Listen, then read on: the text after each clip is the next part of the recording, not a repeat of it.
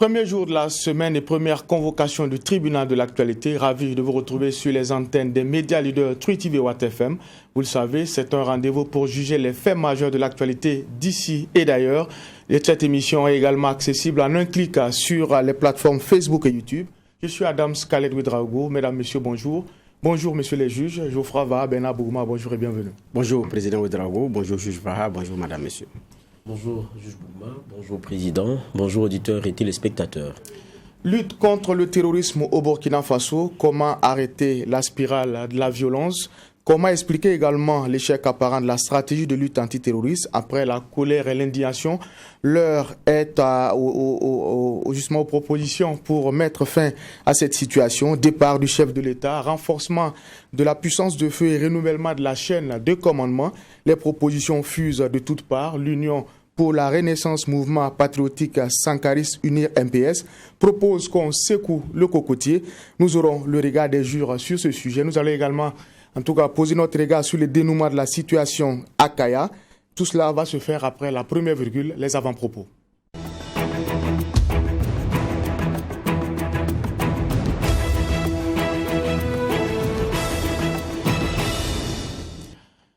Premier jour de la semaine, première convocation. Juge Bougouma, qu'est-ce qui retient votre attention pour justement cette émission? Non, je voudrais juste souhaiter une très bonne semaine à tout le monde et un très bon lundi. Nous sommes au 22 novembre. Le mois de novembre est pratiquement terminé et au niveau des classes, c'est pratiquement les moments de devoirs intenses et puis de la préparation des compositions. Parce que le mois de décembre également, à partir du 13 décembre ou juste avant, il y a toujours ces mouvements. Donc 6 décembre, Flavien Lébier, 13 décembre, Norbert Zongo, donc il y a ces mouvements de décembre. Et actuellement, au niveau des établissements, la machine tourne à plein régime par rapport aux évaluations, par rapport aux devoirs. Donc c'est pour souhaiter beaucoup de courage aux élèves, beaucoup de courage aux enseignants qui préparent les cours, qui administrent les devoirs. Et puis après, c'est l'épreuve de la correction. Ce n'est pas un temps qui est facile. Donc beaucoup de courage également à tous les enseignants, là, surtout ceux qui sont dans des zones où la situation n'est pas rouge, mais pas... en tout cas, un orange qui est en train de virer au rouge, et il y a cette crainte-là, il y a cette peur-là également, ces appréhensions qui sont là. Donc, c'est souhaiter du courage également à tous ces enseignants et à tous les encadreurs, aux parents d'élèves qui sont aussi dans cette zone, parce que ce n'est pas aussi simple. Donc, j'ai dit, c'est une semaine au Burkina également qui s'annonce palpitante avec ce qui est prévu comme chronogramme sur le plan politique. Demain, l'audition des députés en urgence sur l'attaque de Inata. Il y a d'autres, il y a le 27, la marche qui est prévue par, comme on appelle ça, des organisations de la société civile. J'ai dit donc c'est une semaine qui s'annonce palpitante au niveau du Burkina. Et puis on n'est pas aussi à l'abri de grandes décisions au niveau du sommet de l'État. Voilà, donc c'est une semaine à laquelle je voudrais souhaiter beaucoup de courage à tout un chacun et que on ait également un très bon lundi. Donc, beaucoup de courage à tout le monde encore. Merci, juge Bougouma. Juge Vaha. Oui, merci, Président. Cela sera inhabituel. Mon avant-propos sera culture, avec ce monsieur qui a osé tout seul affronter le stade. Je parle de Smarty, et qui a pu relever ce défi-là avec ces nombreux mélomanes, ces nombreux fans qui ont pris d'assaut ce stade-là et qui ont fait mentir ceux qui pensaient qu'il allait vraiment échouer dans la conquête notamment de ce stade-là. Un projet qu'il a ficelé à partir juste une petite phrase, et derrière ça a été de l'audace, et puis ça a donné ce qu'on a eu samedi soir. On a pu partager ça dans nos sessions d'information. Donc les uns et les autres, puisqu'il n'y avait pas internet, on peut voir qu'il y avait un stade qui était plein et un stade qui a communié avec son artiste, qui lui aussi a livré une prestation de haut vol, ce qu'on lui connaît habituellement. Donc pour moi, c'est marquer une halte et puis reconnaître le courage de ce monsieur-là, qui a un nom aussi qui compte dans ce que nous avons comme richesse culturelle. Et Smarty l'a démontré assez bien, et c'est pour lui dire chapeau bas, et on espère que ça ouvre des portes pour d'autres dynamiques aussi audacieuses. Merci, messieurs les juges, pour ces propos introductifs. Nous allons également dire merci à l'équipe de réalisation de cette émission, le tribunal de l'actualité, qui nous permet d'être ensemble du lundi au vendredi sur le coup de 8 heures en direct et en simultané sur les médias leaders. On l'a dit, cette émission en tout cas va s'articuler autour de 2 points, la situation sécuritaire et les propositions en matière d'offres locales et aussi la qualité de ceux qui mènent aujourd'hui la stratégie dans la lutte justement contre ce phénomène-là. Nous allons jeter un regard sur ce qui s'est passé à Kaya et justement le dénouement sur ce convoi-là qui traverse le Burkina Faso en partance pour le Niger. Monsieur les juges, je l'ai dit, quand on parle de l'attaque d'Inata, le dernier bilan fait état de 53 morts, dont 49 gendarmes et 4 civils. Le bilan il est très lourd. Ça a relancé le débat autour de la stratégie et de l'offre en matière de sécurité. Comme explication, on parle de dysfonctionnement. Le mot a été lâché par le chef de l'État. Certains partis politiques, des organisations de la société civile font des propositions, analysent la situation. Je l'ai dit, l'UNIR MPS face à la presse parle déjà de sabotage pour justifier ce qui est arrivé. On est un peu comme dans la routine depuis 2015 quand on parle d'attaque terroriste. On est un peu dans l'accusation, mais jusque-là, pas de preuves, pas de personnes arrêtées. Juge Bougma, est-ce que cela permet justement d'avancer dans cette lutte-là? Alors, si on va rester dans les accusations stériles, on ne pourra évidemment pas avancer tant qu'on n'aura pas de preuves. Mais il y a des appréhensions ou des situations qui laissent songeur, à tel enseigne qu'on se pose des questions. Et je pense que ces questions, on aurait dû les poser, comme on appelle ça, dès les premiers moments, plutôt que de passer le temps dans l'accusation, dans les auto-accusations. J'accuse l'autre qui m'accuse et puis on s'accuse mutuellement pour avancer. Comme je disais la dernière fois, le Togo a essuyé une première attaque, mais au lieu de se préparer à comment est-ce qu'on se défend, c'est beaucoup plus, ils sont venus depuis le Burkina. Alors que le Burkina aussi a commencé à dire qu'ils sont venus du Mali, ils sont venus du Niger. Excusez-moi. Donc, comment on prend le taureau par les cornes. Maintenant, quand on regarde la situation, il y a 3 choses qui se dégagent, qui ont été d'ailleurs également dites dans la déclaration des partis qui sont regroupés ensemble, Sens et autres, où ils disent, quand on regarde nos soldats, surtout la hiérarchie, très bien formés, certains se revendiquent avoir fait ceci ou cela. Mais il y a 3, comme on appelle ça, on aboutit à 3 conclusions. Soit c'est du sabotage, soit c'est de l'incompétence, soit c'est de la complicité. Mais c'est difficile que ça sorte de ces 3, pour ne pas dire impossible.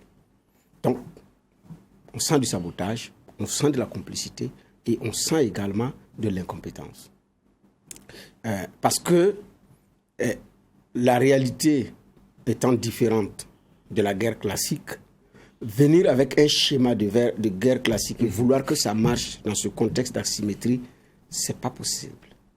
C'est la question de l'adaptation de la stratégie, la question de la compétence qui se pose.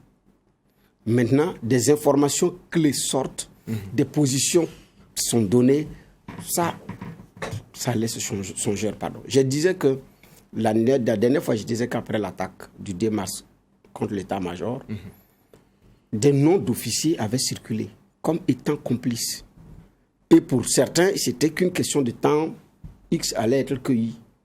Parce que. Maintenant, est-ce que c'était une accusation à tort ou à raison? C'est resté silence radio, on ne sait pas si c'est vrai ou ce n'est pas vrai. Mais pour réussir ce genre de coup, c'est difficile sans une complicité interne. C'est très difficile, voire même impossible, d'avoir certains, comment on appelle ça, réussir certains coups sans avoir une complicité à l'intérieur. Ça va être très, très difficile. Donc, nous sommes... Et ça, ce n'est pas forcément des accusations. Même, ce n'est pas parce aussi qu'on n'a pas de preuves qu'on n'y penserait pas. Mais il y a des moments où c'est des accusations, comme on appelle ça, gratuites, quoi. Voilà. Donc, je comprends ceux qui se posent ces questions, ceux qui essaient d'indexer. Mais aujourd'hui, même les accusations ont changé. Parce qu'avant, on dit, c'est l'ancien pouvoir qui est revanchard, qui veut revenir à la charge, ou bien c'est leurs anciennes connexions qui veulent venger leur chute à leur place, ou bien c'est ceux qui sont là, qui ne sont pas compétents. Mais la réalité aussi, c'est que le regard de la complicité, le regard de la compétence, le regard du sabotage est en train de prendre de l'ampleur et de mon point de vue, ce n'est pas à négliger. Nous sommes dans un contexte, il faudrait l'homme qu'il faut à la place qu'il faut. D'accord. Alors on parle d'une enquête administrative pour situer les responsabilités, mais clairement il y a deux éléments qui sont pointés du doigt. On parle de dysfonctionnement dans le ravitaillement des troupes, on parle également de difficultés dans la relève des troupes combattantes. Juge Bougma l'a rappelé tantôt, certains accusent certains éléments au sein de l'armée de ne pas mouiller le maillot. Pour beaucoup, le verre est déjà dans le fruit et c'est à ce niveau-là qu'il faut regarder. Oui, bon, je pense que Maître Benewedi Sankara et les siens, lorsqu'ils posent le problème ainsi, parlant du RSP, peut-être qu'ils ont des éléments par devers eux. Et ça allait être intéressant qu'avec la contradiction, comme on l'avait prévu ce matin, on ait ces éléments-là donc avec lui. Mais qu'à cela détienne, j'espère que ça sera un rendez-vous qu'on pourra avoir. Mais je dis aussi que, bon, à partir du moment où vous faites partie, on a accepté que vous continuez de faire partie de notre armée, vous êtes un corps plein, unis, c'est ce qu'on se dit, avec la même vision et puis pour les mêmes objectifs. Tout à l'heure, Bernard disait 3 points qui pour moi étaient intéressants: incompétence, complicité, sabotage. Mais les 3 ramènent à quoi? Je suis désolé, mais même l'infiltration est une stratégie de guerre. Mais quand on essaie, c'est quoi? C'est avoir des informations sur votre stratégie, sur votre évolution, sur vos plans d'attaque. Et puis ça se fait avec une complicité en interne. Donc c'est une stratégie. Donc quand vous êtes en guerre, vous devriez avoir, à mon avis, des éléments qui permettent au cas où de pouvoir s'aborder ce type de dynamique-là. Ça participe aussi de la question de guerre. Maintenant, la question de compétence, c'est très simple. Vous n'avez pas les objectifs, vous récalibrez, vous revoyez vos hommes. Je crois que c'est comme ça que ça fonctionne. Et j'ai dit ici sur mon plateau, ce qui est dommage, et c'est l'impression qui nous a été donnée pendant longtemps, depuis que nous sommes face à cette île-là, c'est que très souvent, on a récalibré les choses après qu'il y ait eu des morts et qu'il y ait eu des pressions dans la rue ou bien de l'opposition ou quoi que ce soit. C'est là qu'on a senti des changements forts qui ont été pris. Et là, j'ai dit c'est un peu dommage parce que ça ne donne pas la lecture de ce que on ait un calibrage qui soit fait et décidé de façon stratégique. On est plutôt là dans la réaction au regard d'une pression. Et j'ai dit ça c'est dommage, ça ne rassure pas. Et ça c'est une vérité. Mais même si on prend la question de la complicité, la question du sabotage et tout, je pense qu'une armée elle est organisée. On parle de complicité par moment, mais je veux vous dire quelque chose. Laisser passer des faits de complicité, c'est être complice soi-même. Sinon, comment est-ce qu'on peut l'expliquer?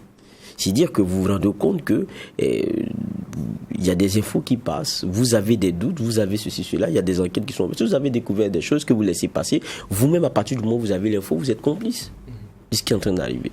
Donc je dis, tout revient à une correction possible si on avait bien arrimé notre offre, si on avait calé les hommes qu'il fallait à la place qu'il faut et si on avait la rigueur qu'on voulait pour notre armée. Donc, on peut faire ce diagnostic-là, mais ça ramène toujours à ce que nous avons, c'est ceux qui tiennent les mallettes qui peuvent en trouver les solutions. Et aujourd'hui, on a l'impression qu'ils sont débordés. Parce que n'oublions pas aussi une réalité, c'est que quand on regarde ce Burkina-là, petit à petit, ces messieurs-là sont en train d'avancer. On en discutait ici en riant un peu, mais c'est pas un rire hilarant comme si vous étiez heureux, mais c'est parce que ça fait tellement mal qu'à un moment donné vous vous surprenez de la réaction que vous avez. On vous dit que pas loin, il parlait de Zignaré, des gens auraient osé venir dire à certains fermer l'école et puis bon, on va revenir bientôt. Vous voyez comment les taux sont en train de serrer. Je crois que c'est ça qui fait aujourd'hui que beaucoup se disent mais attendez, il faut qu'on se réveille. À un moment donné, ça ne va pas. Peut-être qu'on n'a pas tous conscience de la même situation, mais qu'on n'a pas la même perception de ce que ça n'aille pas. Peut-être certains pensent que bon, ça va encore et que bon, on exagère ou quoi. Peut-être que c'est que certains Burkinabés se disent. Donc il faut ici et maintenant réveiller tout le monde. Ici, il faut ici et maintenant mettre la pression. Mais même mettre la pression, ça doit être. C'est-à-dire, il faut que ce soit organisé. Il ne faudrait pas que ça aille dans tous les sens. Bon, je me permets encore de continuer là-dessus parce que quand on se rappelle de la manifestation qu'il y a eu, par exemple, à la place de la Révolution, quand on y était avec nos avec nos reporters, il s'est dit que tout le monde disait une chose. On ne supporte plus la façon dont les terroristes sont en train de continuer d'avancer et avec l'impression d'asphyxie qu'on a. Mais la solution, chacun a sa solution. Il y en a qui disent que c'est le président qui doit dégager, c'est l'armée française qui doit partir. Il y en a qui disent que c'est la hiérarchie, là, nous, on n'en veut plus. En fait, chacun avait son expression. Ça veut dire que il y a un dénominateur commun. C'est qu'on se rend compte que, bon, ce n'est pas trop ça. Mais sur la solution même, on est tous... chacun adresse un pan. Donc, on est dans cette situation-là. Et je pense que c'est à ceux qui sont nos autorités, qui ont dit à un moment donné, voilà, parce que n'oubliez pas que la question sécuritaire était l'un des enjeux des dernières consultations électorales, je parle de la présidentielle. Donc, le choix des Burkinabés s'est porté sur l'offre qui était la plus rassurante. Maintenant, il faudrait qu'elle soit calibrée pour qu'elle nous apporte des résultats. Je pense que c'est ce que les Burkinabés attendent aujourd'hui. Ce n'est pas de passer dans un inconnu. Et même quand on a entendu, par exemple, le chef des filles de l'opposition politique qui donnait les 1 mois, il disait quoi? Notre souhait, c'est que d'ici là, on commence à engranger des résultats probants et sûrement qu'on n'aura plus à parler de la question de la démission du président. Le souhait du Burkinabé, c'est pas le départ d'un président ou quoi que ce soit, c'est l'amélioration de la situation sécuritaire aujourd'hui. Parce qu'elle craint. Je crois que c'est le fond du problème. Maintenant, pour revenir à ce que vous disiez tout à l'heure concernant l'UNI, je pense qu'ils ont des éléments, lorsqu'ils parlent du RSP, mais je dis, est-ce que le discours aussi ne pourrait pas être celui qui crée de la division en interne? C'est ce sur quoi aussi il faut être un peu prudent. Maintenant, il adresse aussi une autre question qui est revenue très souvent, la hiérarchie. Il a un mot qu'il a lâché, qui a été lâché ici par l'un de nos invités, une hiérarchie bureaucrate. Ça, c'est aussi ce que Maître Bédéouindé a ressorti, parce qu'il y a une impression de ce que ce ne soit pas là, il ne mouille pas le maillot assez, on ne le laisse pas assez arrimé avec ceux qui sont au front. Est-ce que c'est une impression? Est-ce qu'on se trompe? Mais ça ressort très souvent. Et quand ça sort de la bouche de quelqu'un qui a la majorité, je crois que ça a plus de poids que celui qu'on pourrait qualifier d'être de la critique à tout vent, parce que bon, il est dans l'opposition ou bien il n'est pas avec ceux qui sont au pouvoir, donc il faut toujours dire non, il faut toujours dire que ça ne va pas. Mais quand je veux dire, le diagnostic vient de ceux qui sont même avec le pouvoir, je pense que ça a un autre poids. Ils ont conscience que ça ne va vraiment pas. Ils ont conscience qu'il y a à diagnostiquer profondément les problèmes que nous avons. Je ne pense pas que ce soit seulement que de l'ordre du ponctuel.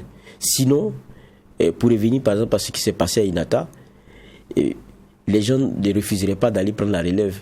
Parce que quand vous ne voulez pas y aller, c'est parce que vous savez votre sort si vous y allez. Et le sort de ceux qui y sont aujourd'hui, qui y étaient en ce moment-là, c'était le sort qui leur était réservé s'ils partaient. Donc ça veut dire que de façon structurelle, ils sont conscients que quand vous allez là, c'est difficile qu'on puisse venir vous ravitailler, c'est difficile qu'on puisse venir vous relever. Alors, mais comment est-ce que pendant ce temps-là, la question a été pensée et solutionnée? Est-ce que même ça a inquiété et ça a intéressé? Puisqu'il y a des relances pour dire, écoutez, on est coupé de tout, venez-nous en aide.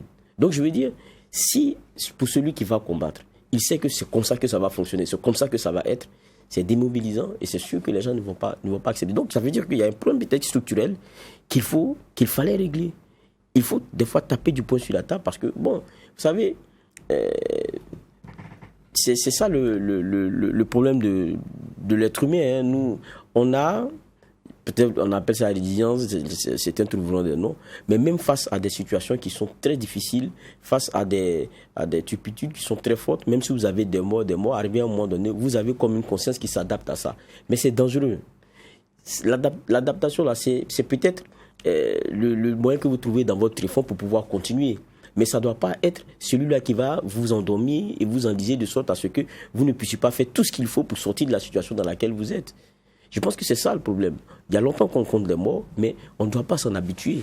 Derrière, c'est des noms, c'est des familles, c'est des pères de famille, c'est des maris, c'est tout cela.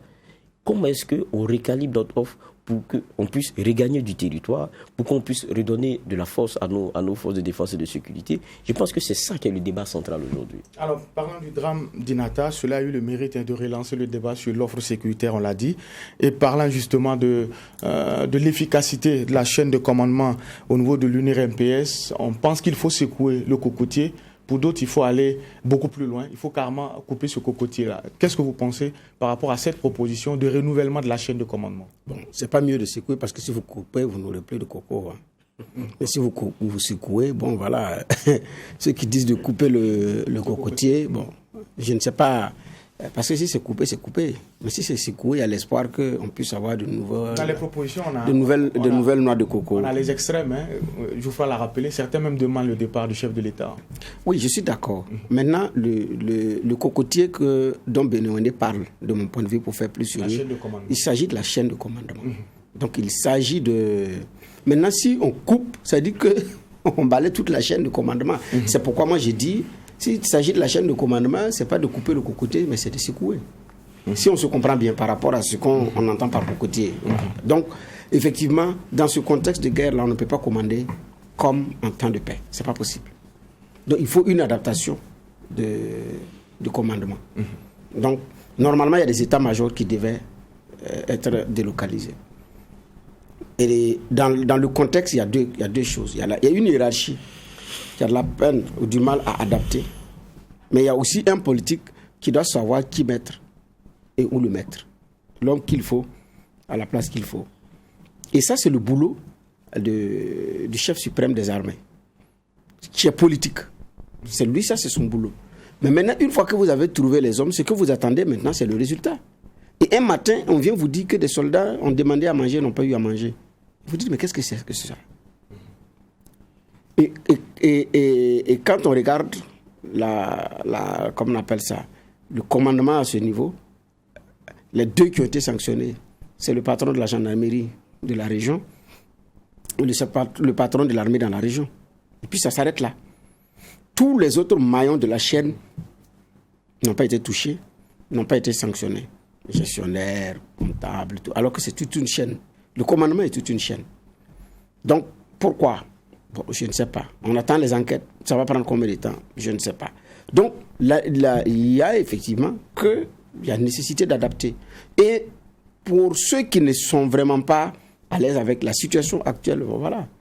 Mais il y en a même qui ont proposé la retraite anticipée pour les gradés et autres. C'est une solution qui avait été évoquée dans des salons feutrés, pensée parfois et abandonnée, mais aujourd'hui, ça revient de plus en plus. Parce que vous avez des jeunes soldats qui disent que, bon, on a une hiérarchie des guerres classiques dépassée et affairiste en même temps. Parce que parmi comment on appelle ça, les officiers supérieurs de notre armée, il y a des hommes d'affaires. Ça, il y en a. Donc, c'est ça aussi. Donc, monsieur, c'est un homme d'affaires, il ne prendra pas de risques. Parce que c'est un businessman. Donc, au front aussi, l'autre aspect, ce sont les symboles.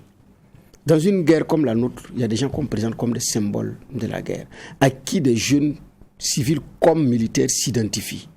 Mais pour le moment, on n'a même pas encore eu ce héros-là. On dit c'est le symbole de la lutte contre le terrorisme au Burkina. Tel est le symbole, il a mené l'opération dans telle localité, tel gradé, tel colonel-major, tel colonel. Il y a un qui avait, au niveau du Sahel, qui avait mené l'opération, comment on appelle ça, contre la forêt de, je voulais le nom de Tougoubouli. Et puis bon, ça s'arrête là. Mais on devrait pouvoir avoir ces héros-là. Mais qui sont des gradés. Parce que tel général était sur le terrain. Parce que vous commandez une brigade. Si vous êtes général de brigade, vous commandez une brigade. C'est des hommes, c'est un nombre d'hommes, c'est un effectif. Mais là, on ne vous voit pas. Pourquoi? Donc, parce qu'on est effectivement resté dans le schéma classique que c'est le soldat Durand qui combattent, c'est lui là, il doit faire ça, le général fait la stratégie dans le bureau, le colonel lui fait ça. Puis on est là. Naturellement, ça va poser un problème. Parce qu'il y en a qui vont dire, mais on ne comprend pas. Prenez les généraux cadiens. Il y en a qui ne comprennent même pas bien français. Parce que monsieur a obtenu les galons là, sur le terrain. Il a combattu telle rébellion. Il a croisé les armes dans le désert libyen, soudanais, contre les Boko Haram. Donc il a eu ces galons-là.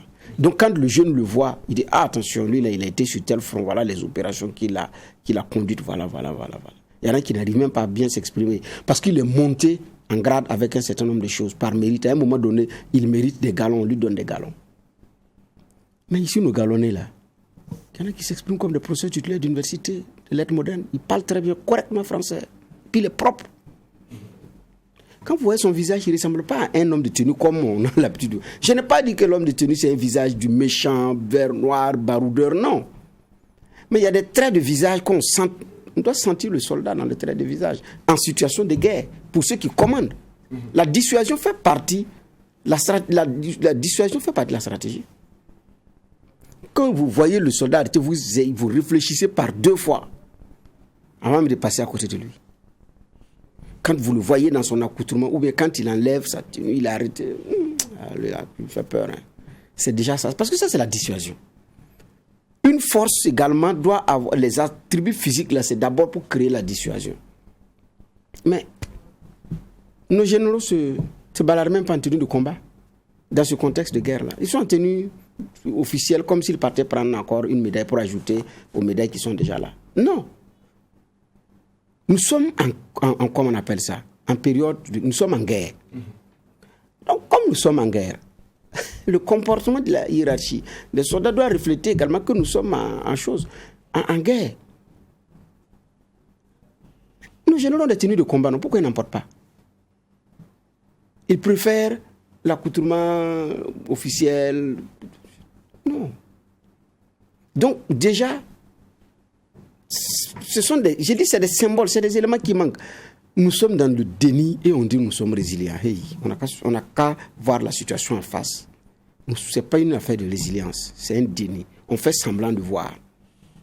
Mais non. Ayons le courage de dire que nous sommes en guerre et demander aux uns aux autres de se comporter dans une situation d'un état de guerre. Et ça, c'est la hiérarchie. C'est le politique qui doit arriver à mettre ce sentiment-là dans la tête des citoyens. J'ai déjà pris l'exemple où après la crise de Côte d'Ivoire, en 2002, c'était même pas après la crise, c'était au début de la crise. Au début de la crise, en 2002, la crise a éclaté 19 septembre, début octobre, j'y étais. Mais ce que les autorités politiques, administratives ont travaillé, c'est d'abord de mettre dans la tête de tous les Ivoiriens d'être vigilants. Parce que l'ennemi peut venir de partout et peut frapper partout à tout moment. Et le premier soldat, c'est soldat pour toi et en même temps soldat pour l'autre, en attendant que l'homme de tenue arrive. Ils ont réussi à mettre ça dans la tête des populations. Et je vous dis que à un moment donné, il y a eu des abus. Il y a eu des abus, sinon il y a eu des corridors où c'est les villageois qui s'organisent pour filtrer les entrées parce qu'ils se connaissent entre eux. Mais à un moment donné, là, il faut avouer qu'il y a eu des dérives. Mais l'objectif n'était pas ça. L'objectif n'était pas ça. C'est mettre dans le sentiment des citoyens, comme on appelle ça, cette guerre populaire, entre guillemets, je peux m'exprimer ici, pour redoubler la vigilance par rapport à ce qu'il y a. Parce que en son temps, si on vous dit assaillant, vous êtes cuit. C'est dans ces conditions que pour passer une nuit dans une localité, vous vous levez le matin, vous tapez à votre porte. Bonjour monsieur, oui bonjour. Excusez-nous, comme on est dans une situation compliquée là-haut, on va demander pardon. Vous venez d'arriver, mais on veut voir ce qu'il y a dans votre sac. Ce n'est pas un homme de tenue qui fait ça. Vous dites, ok, pas de problème. Vous sortez votre sac, on fouille. Vous vérifiez vos identités. Et parce qu'il faut nous excuser. Nous, on vous accuse de rien, mais on a peur maintenant de qui vient nouvellement. Ça, vous dites, attention, effectivement, il y a une conscience individuelle et collective qui se crée. Et celui qui est tenté de poser un geste doit réfléchir par 2 fois avant de le faire.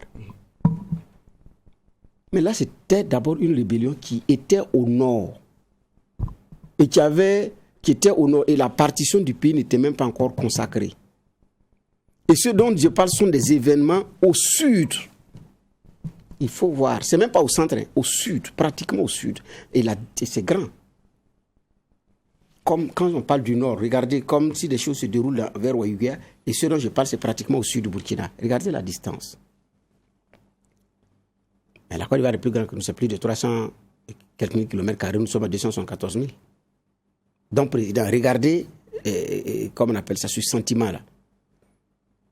En Algérie, c'est l'implication des citoyens, le sentiment populaire que nous sommes en guerre et que je veille sur moi d'abord en veillant sur l'autre, en attendant que les agents de sécurité viennent là. C'est ça d'abord qu'on devrait pouvoir organiser. Mais on n'est même pas encore à cette étape-là. Aucune méfiance, rien, on ne fait pas attention. Chacun rentre comme il veut, il sort comme il veut. Non, ailleurs, ce n'est pas comme ça. Mais nous, quand on a commencé à être attaqués, on devait pouvoir travailler à ce que les Burkinabés mettent dans leur tête et dans leur conscience, individuelle et ou collective, que nous sommes en guerre. On a dit non, on va relever la tête, on ne couvrira pas les chines. Non, on n'a pas dit de courber les chines. C'est pas ça. C'est comment on s'organise. Ça, c'est un élément fondamental. C'est un élément très important. Mais non. Il y a des comportements suspects, les citoyens, ça ne le regarde même pas. Lui, il ne se comporte même pas comme s'il était dans une situation de guerre. J'ai dit, nous sommes en guerre. Évitons le déni. Pour dire qu'on est résilient. La résilience s'organise, la résilience se prépare. Ce n'est pas un vain mot qu'on lance. La résilience, c'est sur des états de fait qu'on se dit, face à la situation, il a été résilient ou elle a été résiliente.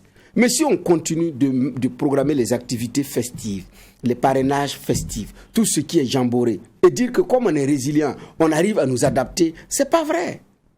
Parce que c'est un business peut-être, c'est d'investissement des gens qui tournent à plein régime, parce que c'est des investissements à perte, mais ce n'est pas de la résilience. La résilience s'organise, se prépare, et on donne un sentiment, et de l'extérieur, ceux qui regardent disent attention, ils sont résilients parce qu'ils ont posé tel acte, mais on ne peut pas être dans le déni et puis dire qu'on est résilient. Dans la lutte contre le terrorisme, il faut l'attitude qui va avec, le comportement qui va avec, mais il y a aussi le cadre réglementaire. Il y a beaucoup de zones rouges qui sont aujourd'hui sous état d'urgence. La proposition de l'UNIR MPS, c'est que par exemple ces zones-là passent en état de siège et que les autres zones soient en état d'urgence pour qu'on puisse justement canaliser la lutte contre le terrorisme. Mais pour beaucoup, ils craignent que ces états de siège-là créent des abus. Est-ce que c'est le prix à payer? Bon, moi, mon problème souvent aussi, c'est qu'il ne faudrait pas qu'on soit dans des changements sémantiques qui n'engagent pas des changements de fait. Exact. Vous êtes là, vous dites on va passer à l'état de siège, ceci et cela. Mais si on repart dans ces régions-là et puis rien n'a changé, vous avez avancé en quoi? Je prends un exemple tout simple. On nous dit, dans telle région, à partir de telle heure, les motos là ne circulent plus, il n'y a plus ceci, il n'y a plus cela. Les populations s'y conforment. Mais elles continuent d'être stressées parce qu'elles entendent des bruits de moto, des gens, des cohortes, parce qu'ils savent que ceux qui sont en train de traverser à cette heure-là, c'est ceux qui s'en vont taper quelque part. Mais dites-moi, le couvre-feu là, ça servait à quoi? Donc, le plus important, ce n'est pas le champ sémantique, c'est pas ça. C'est les faits, les actes que vous posez, les mesures que vous prenez là. C'est pourquoi. On ne peut pas demander, on ne peut pas instaurer ce genre de couvre-feu s'il n'y a pas de patrouille. Si on n'empêche pas les uns et les autres, bien ceux qui sont de petits malins, à circuler comme ils veulent parce qu'ils ont d'autres ambitions. Si c'est le moment où les autres peuvent circuler comme ils veulent, je ne sais pas à quoi ça sert. Et c'est ce à quoi on est habitué aussi sur notre sol. Je pense que c'est ça qui est un peu regrettable. Donc, c'est des propositions qui peuvent être intéressantes, mais il faudrait qu'on y aille vraiment à 100%. Je prends un autre cas simple. On a parlé de la question des VDP. Tout le monde a dit à un moment donné, il faudrait qu'il y ait l'implication des populations elles-mêmes. Et les populations l'ont demandé. Dans plusieurs parties du Burkina Faso, vous verrez que ce sont ceux-là qui sont, je ne dirais pas le dernier rempart, mais qui sont avec nos forces de l'ordre pour tenir ce qui peut l'être encore. Mais regardez, on a fait des reportages ici sur le traitement. Vous ne pouvez pas mettre en branle quelque chose de ce genre, un outil aussi fort. Et puis, pour la question de la formation, en définitive, quand on prend le nom de VDP dans les régions où vous êtes, même pas le tiers n'a été formé directement par nos forces. C'est-à-dire que le reste, c'est des gens qui ne sont même pas comptabilisés, dont statistiquement, on n'a pas la prise en compte. Et ça encore, c'est la question chiffre. Donc, demander à ce qu'ils aient une prise en charge, comme ceux qui ont été recrutés et qui sont connus de nos services, c'est-à-dire que c'est encore un gap, c'est encore quelque chose de monstre. Voilà un outil qu'on a pris qui est intéressant, mais qu'on n'utilise pas à 100%, pour lequel on s'est engagé, qu'on n'utilise pas dans toute sa plénitude. C'est ça aussi le problème. Et qu'est-ce que ça fait à la fin?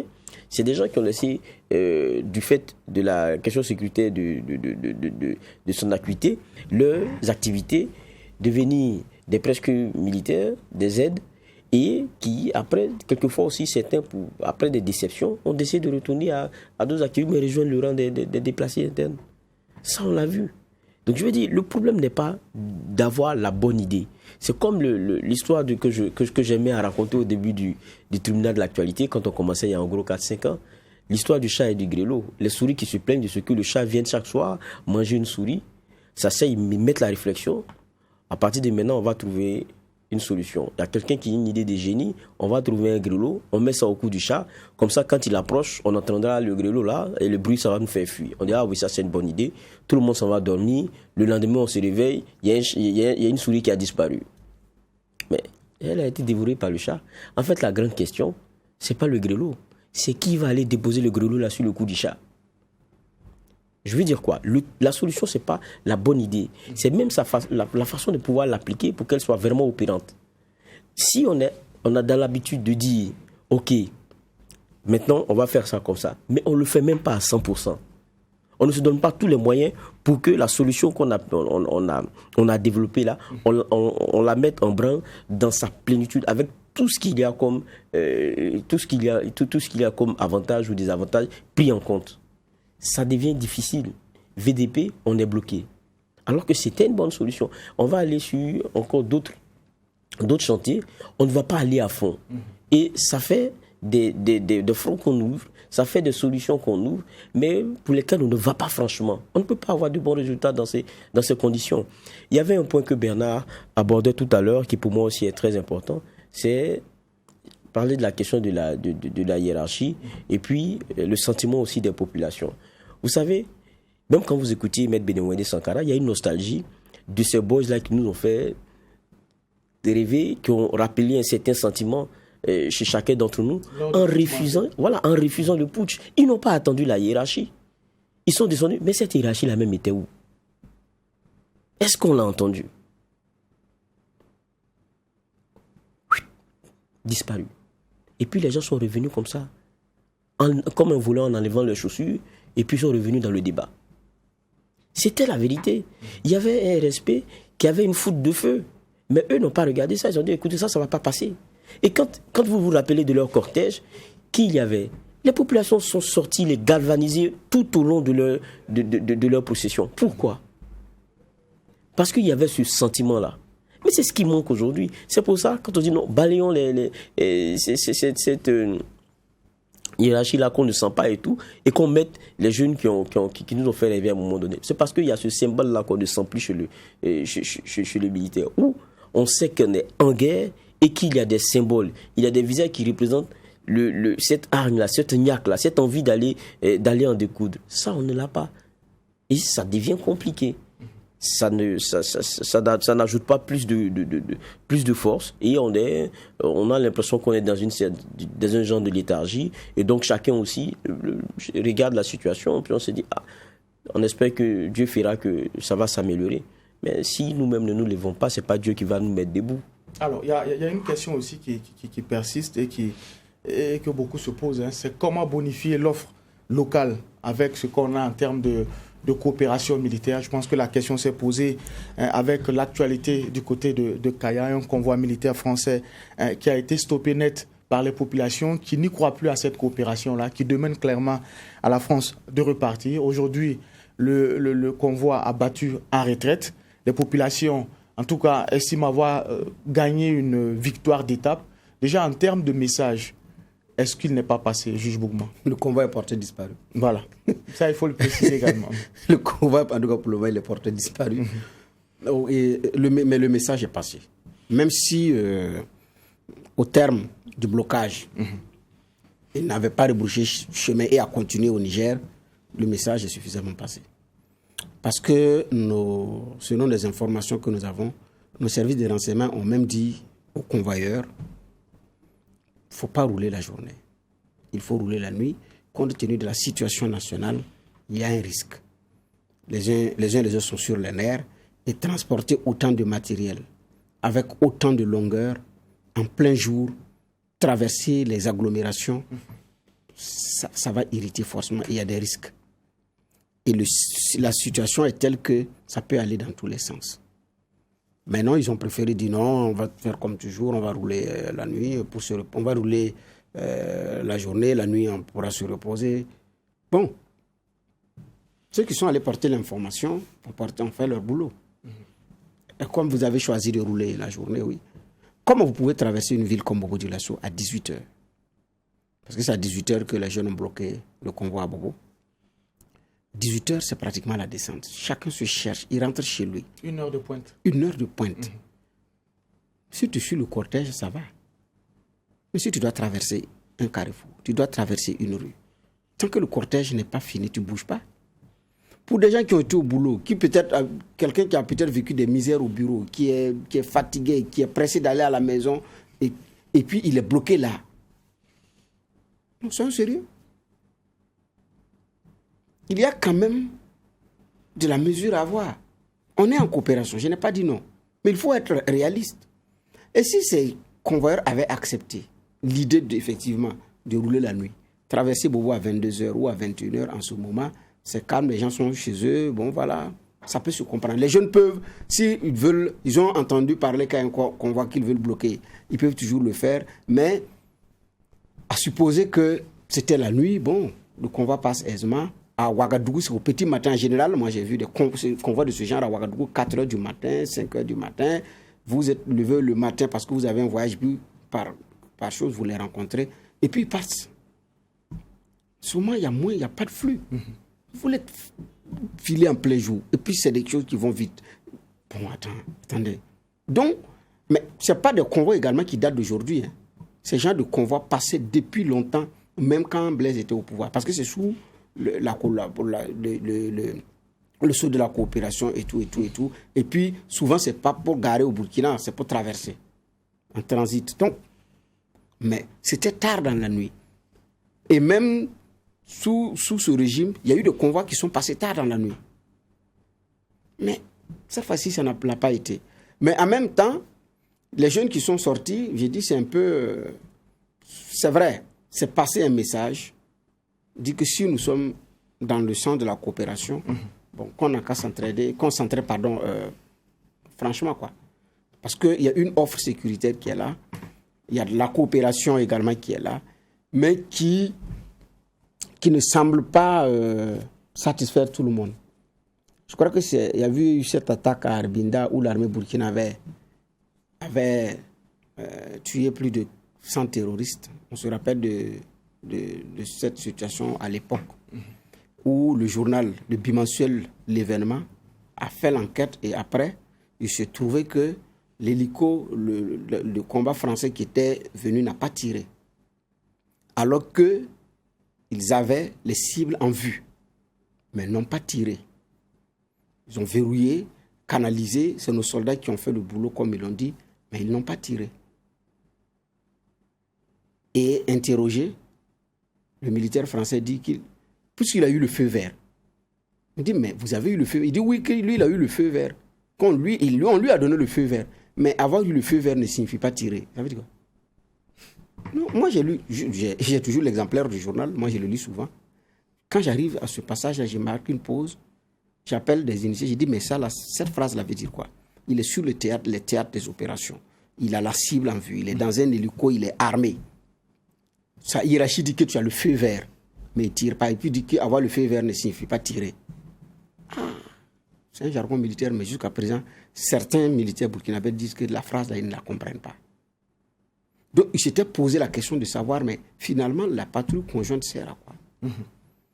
Ça, ce problème avait été posé j'ai dit bien dans les salons feutrés. Donc, je comprends que le Burkina, à un moment donné, ait fait le choix de patrouiller seul. Et j'ai l'impression également que ça agace. Parce que quand on écoute comment est-ce que Macron aborde le fait du choix du Burkina de faire les patrouilles seules, j'ai l'impression également que ça ne plaît pas. Maintenant, bon, pour arriver à ce convoi, je pense que le message est passé. Quand j'ai lu le message de Mélenchon, son tweet, il a dit c'est passé. Et c'est sûr également que c'est passé parce que l'ambassadeur français en poste à Ouagadougou a multiplié les rencontres et les rendez-vous ce week-end et ça n'a pas été du tout repos pour lui. Et donc, c'est des gens également qui ont compris que la jeunesse africaine demande mieux en termes de coopération, mais ce n'est pas elle qu'elle est contre un pays quelconque. Elle demande mieux, comme le Mali demande mieux. Je rappelle qu'en 2013, au Mali, il y a des Maliens qui ont donné le nom Hollande à leurs enfants. Après l'opération Serval, les femmes qui ont accouché, il y a des gens qui ont donné Hollande à leurs enfants, au Mali. François Hollande, il y a des Maliens qui ont donné ça à leurs enfants. Voilà le sauveur. C'était quoi? Parce qu'il y avait cette fierté que... Mais après, la donne a changé. Et c'est les mêmes Maliens qui disent, mais on ne comprend plus. Donc, je pense que c'est beaucoup plus cette expression-là qu'il faut retenir, plutôt qu'un sentiment anti-français ou ceci ou cela. Tout comme un mouvement social, ça peut déborder, aller dans tous les sens.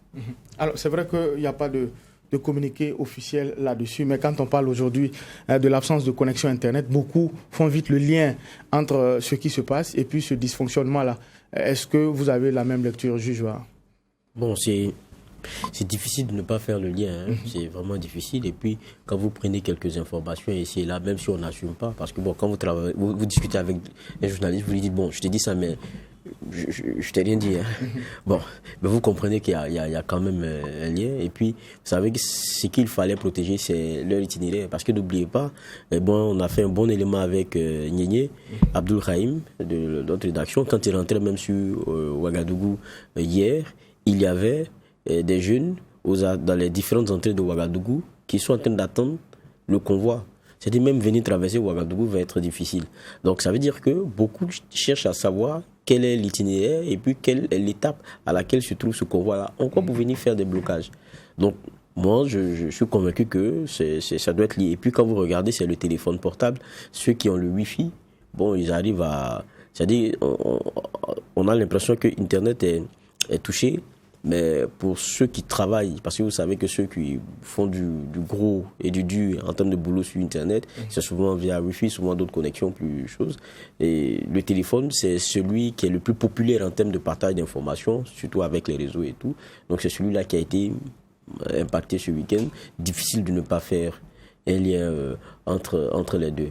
Mais pour revenir au dur même du sujet, je crois que c'est la première fois qu'on voit, il n'y a pas d'appel clair ou point de presse pour dire venez faire une manifestation anti-impérialiste ou quoi que ce soit. C'est pas cela. Vous allez voir les visages qu'il y avait à Kaya. C'est des paysans, c'est des commerçants, c'est des élèves. En fait, c'est la réalité burkinabé là qui s'est exprimée. Mais maintenant, il faudrait qu'on prenne le message du bon bout. Je pense que c'est ça le plus important ici. Il y a une coopération, mais qui pour la plupart de nos pays, même du Sahel, n'arrive plus à satisfaire les populations qui s'interrogent. Je pense que c'est comme ça que la France devrait aussi devrait sentir ce message-là. Ce qu'on attend, c'est des résultats de la coopération. Sinon, j'ai dit toujours, personne en tant que pays indépendant, ne s'accommode de bottes étrangères sur son sol. C'est toujours incommodant. Maintenant, il faudrait que le fait que vous soyez mal à l'aise là, vous soyez un peu, vous ayez un retour qui, on va dire, vous satisfait un peu, qui est celui du résultat. Si le retour même du résultat, il n'y l'a pas, ça veut dire que vous êtes dans un double inconfort. Et ça, c'est difficile. Alors, juste Bouma l'a rappelé tantôt, c'est vrai que le message est passé, le combat symbolique a porté ses fruits, il y a eu des réactions au sommet de l'État. Empêcher le cortège d'arriver à destination est une autre chose, mais empêcher le cortège de faire un repli, est-ce qu'on n'est pas en train de créer une impasse? Justement, c'est là aussi où, à un moment donné, on ne comprend pas le sens du combat, sans en vouloir à ceux qui ont initié une chose. Si on estime qu'ils ne doivent pas traverser, c'est leur permettre de repartir d'où ils sont venus. Mais même là, si on ne veut pas le permettre, effectivement, on risque de rentrer dans cette impasse-là.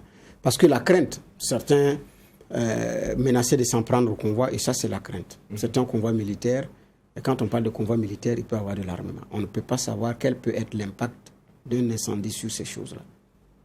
Donc, c'est à faire très attention, parce que la poudre, sous la chaleur, elle crépite. Et il y a des impacts. Et donc ça, c'est de faire très très attention parce qu'un incident gravissime est vite arrivé et on n'arrive pas effectivement à situer les choses. Et ça, c'est un pas qu'il faut faire attention effectivement à ne pas franchir. Mettre de la mesure. J'ai dit que l'information, le message est passé. Macron a compris que ce n'est pas une affaire de sommet de Pau où il faut aller tenser les chefs de l'État. Dites à vos populations que je ne veux plus l'entendre. Dites-leur de la boucler. Deuxième compréhension, la mise en scène de Montpellier. Macron a compris que ce n'est pas parce que vous avez des jeunes. Vous mettez en scène, vous vous préparez d'abord et puis sortir, jouer la rediffusion. pour qu'on dise oui, maintenant vous parlez à la jeunesse africaine, c'est avec elle vous allez appliquer vos programmes de développement, oui, mais elle vous attend sur le terrain. Donc il y a du réalisme à avoir. On ne peut pas, la coopération telle qu'elle a été initiée depuis 1960 à aujourd'hui, ça ne peut pas être les mêmes formats, les mêmes schémas. Les jeunes actuels sont dans une autre logique. Excusez-moi, sont dans une autre tendance. Même leur façon de revendiquer, leur façon de faire, leur façon de parler. Ça ne peut pas être la même chose que les grands-parents qui ont ployé sous le fouet du colonisateur. Ou nos parents qui ont ployé sous la férule des premiers moments des indépendances. Ce n'est pas ces jeunes-là. Il n'a pas connu l'esclavage, il n'a pas été fouetté, il n'a pas fait de travail forcé, il n'a pas fait ça. À l'école, on ne le fouette même plus. Donc, vis-à-vis de l'autorité, il a une autre dimension, il a un autre regard. Face à la force, face à la dissuasion, à ce qui peut lui faire peur là, il a un autre regard. L'arme à feu n'a pas le même effet sur les anciens et sur les jeunes. C'est donc des donnes à prendre en compte. Et puis les jeunes Africains aujourd'hui, ils sont nombreux qui rêvent plus de bureaux. La coopération doit tenir compte de tout ça. Elle doit s'adapter ou disparaître. Ça va être très difficile de continuer avec l'ancien format et vouloir que ça marche. Ça ne peut pas. C'est très difficile. Et aujourd'hui, pour terminer, il y a beaucoup d'horizons. Il y a beaucoup d'autres horizons. Donc, par rapport à ça, et un mot sur la connexion Internet, il y a le convoi. Bon, difficile de dire que ce n'est pas le convoi. Mais bon, nous avons aussi appris qu'il y a d'autres opérations militaires en lien avec ça. Bon, pour certains spécialistes, comme ex-sommet qui vit en France, qui est informaticien, il estime qu'il fallait filtrer par protocole ou par URL. Ça, c'est vraiment les techniciens. Plutôt que de couper totalement Internet. Bon, peut-être qu'on aurait un technicien pour venir expliquer à la matière comment ça marche. Mais pour la première fois, je comprends les Burkinabés. Internet a été coupé. Il y en a qui ne rêvaient pas que c'est possible au Burkina. On entend dans les autres pays, ça a été coupé, ça n'a pas été coupé. Mais nous, pour un pays qui est champion en matière de liberté d'expression, qui fait pâlir la France et les États-Unis, on estime qu'on ne devrait pas. Parce que où nous sommes fiers de dire, c'est qu'en matière de liberté d'expression, on a tel rang africain, on a tel rang mondial, on en est fiers parce que c'est une prouesse démocratique. Donc, entendre que ça a été coupé, je comprends que ça effectivement, ça fasse mal. Donc, mais la réalité aussi, elle est là implacable. Nous sommes en guerre. Il appartient à l'autorité de nous dire pourquoi, qu'est-ce qui s'est passé et c'est pourquoi. Et arriver, je dis bien, mettre dans la tête du citoyen que nous sommes en guerre et lui demander de se comporter. Et là, il faut savoir créer des émules, créer des héros de cette guerre pour que les jeunes puissent s'identifier. D'accord. Alors, juste voilà, c'est vrai que par rapport à la situation de Kaya, sur le terrain de la communication, l'autorité était absente. On a vu ce communiqué du gouverneur qui précisait que le convoi n'allait pas passer une troisième nuit à Kaya. Mais après, qu'est-ce qu'on fait? Que devient ce convoi? Quel comportement les jeunes doivent avoir? C'est vrai que sur ce terrain, on a comme l'impression que les autorités marchent sur des œufs. Oui, marche sur des œufs, c'est le moins qu'on puisse dire. Et hier, je posais la question aussi à Niénié. J'ai dit, mais quand on a les retours de ce que dit le gouverneur, il est avec les manifestants ou bien il est entre le marteau et l'enclume et il tente de solutionner les choses. Il dit, c'est en même temps les deux. Mais vous voyez, quand vous avez une foule, vous êtes obligé par moment de tenir des discours juste pour les apaiser et puis montrer que vous êtes avec eux. Ça aussi, c'est de la négociation. Hein. Et qu'est-ce qu'il disait? Je vous comprends, je suis avec vous. Ils ne vont pas passer une autre nuit ici, ils vont rebrousser chemin. Mais je dis encore qu'il faut qu'on fasse attention parce que c'est des militaires. C'est des militaires, la gestion des manifestations là, c'est pas leur rôle. Et ils défendent. Donc du coup, c'est clair et c'est pour cela que dans le dispositif, quand on voit à Kaya, il y avait nos forces qui étaient là entre elles, parlons des forces françaises et nos populations, pour éviter qu'il y ait des dommages qu'on puisse regretter. Mais après, vous avez vu que les populations ont tenté un assaut sur ces forces-là, parce qu'elles voulaient avoir le contenu, savoir qu'est-ce qu'il y avait dans ces conteneurs et tout. Donc je veux dire, ils ont décidé de rebrousser chemin. Selon l'information qu'on a, c'est qu'ils venaient d'Abidjan. On dit qu'ils vont y retourner. Je crois aussi que c'est de permettre qu'il y ait ce repli-là. Sinon, si vous les mettez, si comment c'est qu'on appelle ça, le blocus se fait de part et d'autre, je ne sais pas qu'est-ce qu'on veut à la fin. Ils ont décidé de rebrousser chemin, il faut peut-être accompagner pour ceux qui veulent se rassurer. Bon, faites votre haie, mais au moins laissez-les replier. Je crois que ça aussi, le message est passé, je pense que c'est ça le plus important. Comment tirer le son du drame d'Inata et améliorer le chaîne de commandement et la stratégie dans la lutte contre le terrorisme au Burkina Faso et la gestion de la crise à Kaya née du blocage du convoi militaire. C'est les deux sujets qui ont été enrôlés pour la présente convocation, première de la semaine. C'est ici qu'on va mettre un point final à la présente émission. Merci, messieurs les juges. On se donne rendez-vous demain pour la même mission, poser un regard critique sur l'actualité. Mais en attendant, restez fidèles au programme des médias leaders, True TV et Watt FM.